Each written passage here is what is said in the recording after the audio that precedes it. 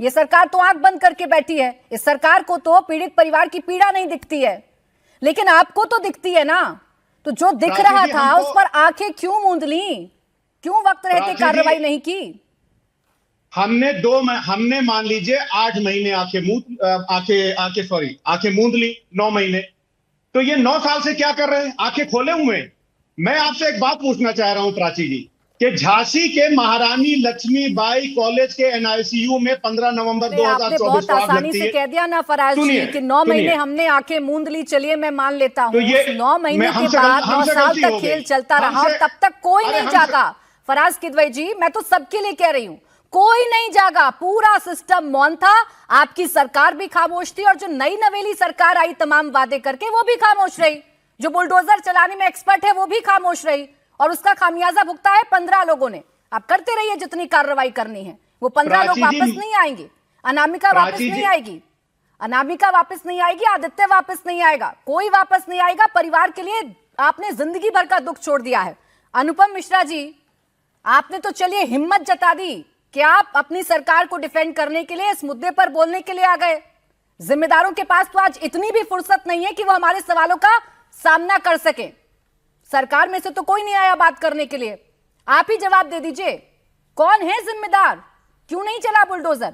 क्या कर रहे थे 10 सालों से आप लोग?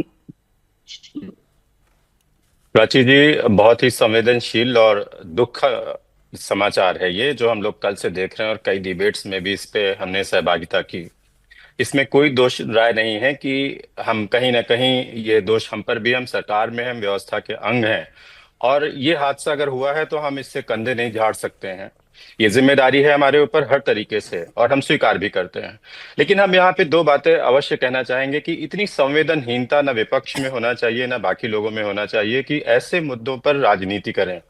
जिस बात का आप प्रश्न पूछती हैं उसका जवाब तो समाजवादी पार्टी के प्रवक्ता जी देने से रहे। वो इधर उधर की बात करेंगे, तो आपके समय में ऐसा हुआ, आपके आप समय दे में। दीजिए, आप दे दीजिए, आप दे दीजिए। विपक्ष के नेता सियासत कर रहे हैं कि नहीं कर रहे हैं तो बाद में तय कर लेंगे। आप अपनी जिम्मेदारी तय करें। आप बताएं भाई, एक्सपर्ट सरकार है, बुलडोजर वाली इमेज है आप लोगों की। आपके नेता के हर जगह पर बुलडोजर से स्वागत होते हैं, मुख्यमंत्री के बुलडोजर से स्वागत होते हैं। 10 साल तक कहां थे आप लोग? क्यों ये बिल्डिंग खड़ी रही? नहीं प्राची जी, एक तो देखिए 2 चीजों को समझना पड़ेगा हमें। एक ये है कि जब ये कल हादसा होता है तो on the spot deputy CM खुद पहुंचते हैं, और अलीगढ़ में योगी आदित्यनाथ जी मुख्यमंत्री वहां पर थे। उसके बावजूद वो सारे कार्यक्रमों को निरस्त करके घटनास्थल पर पहुंचते हैं। जांच के तुरंत आदेश होते हैं, सब कुछ जो संभव था उस समय मदद की जाती है। ये तो विषय बात का है कि ऐसा क्यों हुआ, क्या नहीं हुआ। जी, बात बहुत खूब कही आपने। आपकी जिम्मेदारी है, डिप्टी सीएम मौके पर जाएं, मुख्यमंत्री मौके पर जाएं, ये आपकी जिम्मेदारी है। कोई एहसान नहीं किया साहब आपने। ये जिम्मेदारी है आप लोगों की, आपको ग्राउंड पर जाना पड़ेगा। और मुझे इतना बता दीजिए ना अनुपम जी, मुख्यमंत्री के ग्राउंड पर जाने से, डिप्टी सीएम के आंसू बहाने से, या प्रशासनिक अमले के एक्टिव हो जाने से ये जो बहन रो रही है ना, इसके आंसू पोंछ पाएंगे? भाई को वापस ला पाएंगे? नहीं, वो 21 साल के, वो 30 साल के बच्चों को वापस ला पाएंगे जो अपने परिवार के सहारा बने थे? मैं स्वयं कह रहा हूं प्राची जी, मैं सुबह से आज आपकी ये तीसरी डिबेट है जिसमें मैं पार्टिसिपेट कर रहा हूं। मैं सुबह से कह रहा हूं, जिस परिवार पे ये दुख का पहाड़ टूटा है उसे कोई कम नहीं कर सकता। ना कोई मुआवजा कम कर सकता है, ना कोई नौकरी कम कर सकती है, ना किसी तरीके का ढांढस कम कर सकता है।